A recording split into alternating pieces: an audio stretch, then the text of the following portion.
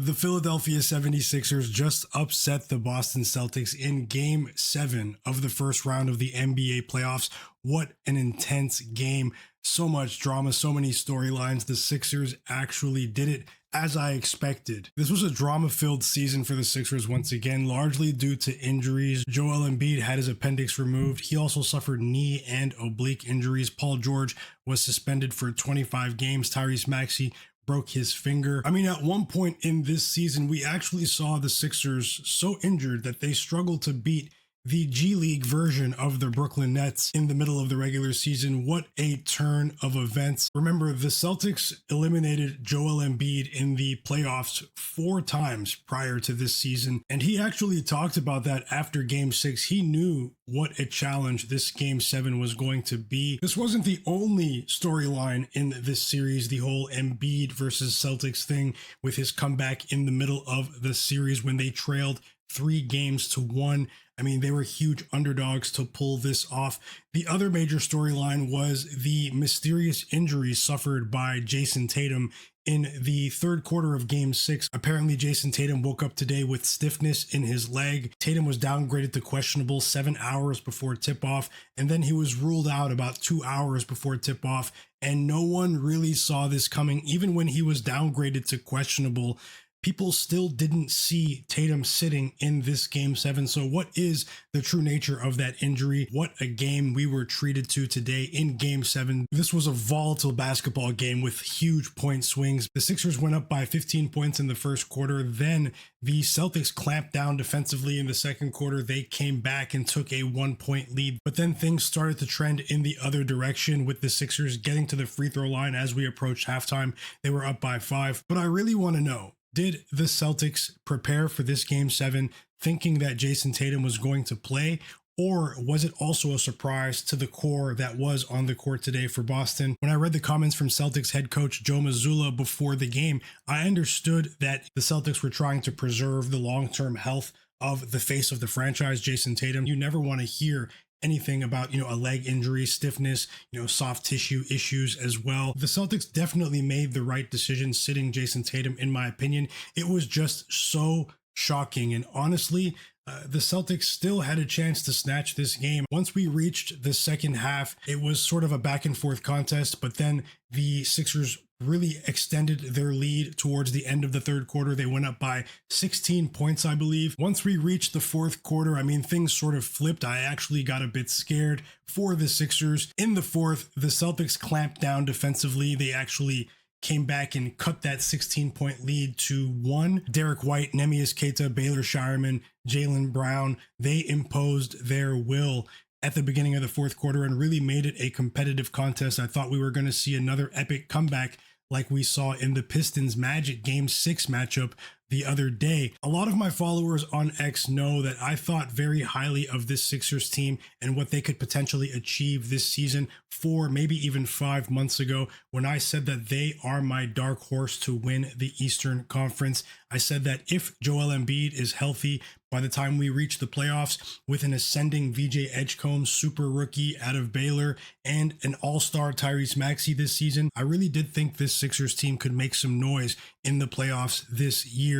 Obviously, Joel Embiid having his appendix removed 2 weeks before the playoffs did not bode well for my prediction, but honestly, I was one of the few to see this coming. We all know that the health of Joel Embiid is a big if, but look at how this roster is constructed. You could argue that this is the best roster that Joel Embiid has been a part of in his NBA career when fully healthy. And when you consider the play style in the modern NBA, they have a bunch of highly intelligent, switchable defenders. They have a coach with a championship pedigree, and Tyrese Maxey seems to be getting better and better. Also, the 25-game suspension to Paul George was probably a blessing in disguise. The Sixers now have a second-round matchup in their sights with the New York Knicks.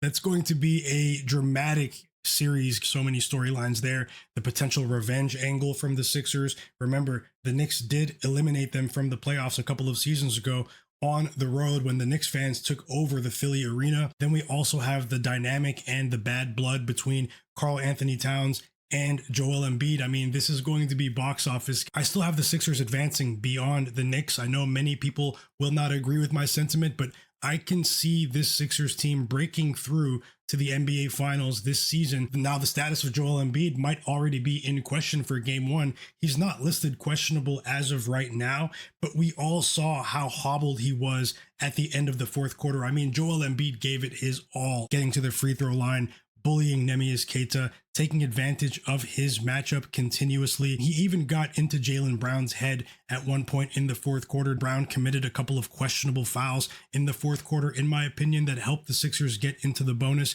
a bit quicker. Joel Embiid took advantage of that, and he's not the only one that did. VJ Edgecombe hit a few massive shots. So did Paul George, Tyrese Maxey. Nick Nurse tightened up his rotation today, and this tightened rotation was able to absorb all of the blows that the Celtics were able to throw. Whether Jayson Tatum was on the floor or not, we witnessed a decline in the offensive efficiency from this Celtics attack in the back end of this series. Once again, we saw the dynamic of three-point shooting variance on the Boston Celtics side of things unfold in game 7. I mean, the Celtics stunk it up from three when it actually mattered. You all know what they've been saying about Boston all season long. They live by the three, they die by the three. And in game 7 tonight, they went 13 of 49 from the three-point line, 26%.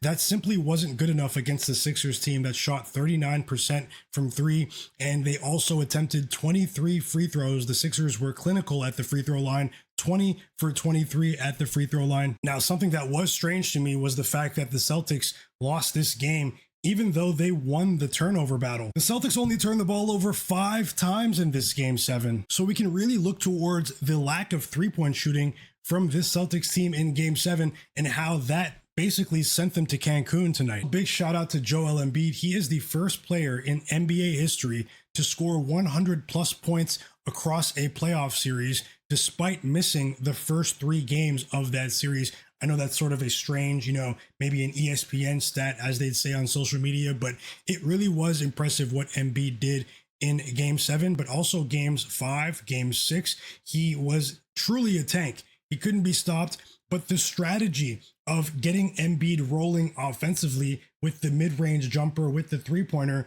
to drag Neemias Queta away from the basket really did help create more space for his teammates. How many drives to the basket did we see over the last 3 games from Kelly Oubre, from Tyrese Maxey, VJ Edgecombe, Paul George, even Justin Edwards in game 6? What a masterclass of coaching from Nick Nurse. And I think a lot of people might owe Nick Nurse an apology. People were calling for him to get fired. We all have to remember that when Nick Nurse was coaching the Raptors, my Toronto Raptors, it's crazy. I'm praising the Sixers in this series and in the playoffs. I think highly of the Sixers, but I am a Raptors fan, and Nick Nurse will always be my favorite head coach, even though he's been very unlucky in Philly. People wanted Nick Nurse to be fired. We have to remember back when he was coaching my Raptors, he had a big time reputation coaching the Raptors of being able to make big adjustments game to game in a playoff series. He's done this time and time again.